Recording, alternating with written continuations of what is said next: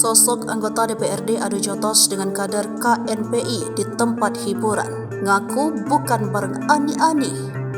Viral di media sosial sosok Rahmat Taqwa Quraisy, anggota DPRD Makassar yang adu jotos dengan seorang pria.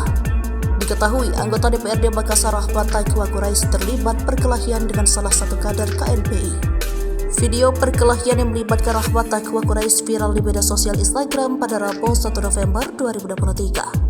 Sebelumnya, beredar kabar perkelahian itu terjadi di sekitar tempat hiburan malam. Namun Rahmat Taqwa Quraisy membantah dan menyebut hal itu terjadi di depan warung makan sop saudara. Ia pun tampak sedang ribut dengan seorang pria berbaju putih. Mereka saling tunjuk di pinggir jalan. Terkait hal ini, Rahmat Taqwa Quraisy hanya berkomentar di grup WhatsApp DPRD Kota Makassar bersama media. Saudaraku, semua teman-teman media, terlalu naif jika saya mengklarifikasi dengan membela diriku. Jadi biarkan narasumber lain bercerita terkait lokasi dan seperti apa awal mulanya, tulis Rahmat Taqwa Quraisy di grup WhatsApp Rabu 1 November 2023 malam. Dalam video beredar terlihat ada perempuan yang keluar dari mobil berwarna hitam. Ia juga memperjelaskan perempuan tersebut adalah istrinya. Dan saya bersama istri saya, bukan bersama ani-ani atau wanita simpanan, tegasnya. Dikonfirmasi wartawan, Rahmat Taqwa Quraisy mengungkap ia melakukan hal itu karena merasa keluarganya diganggu.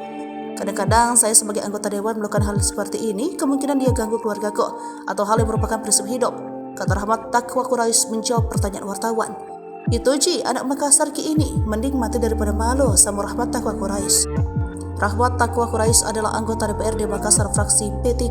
Saat ini ia dipercaya menjabat Ketua Komisi A. Di fraksi, Rahmat Taqwa Quraisy dipercaya menjabat Ketua fraksi.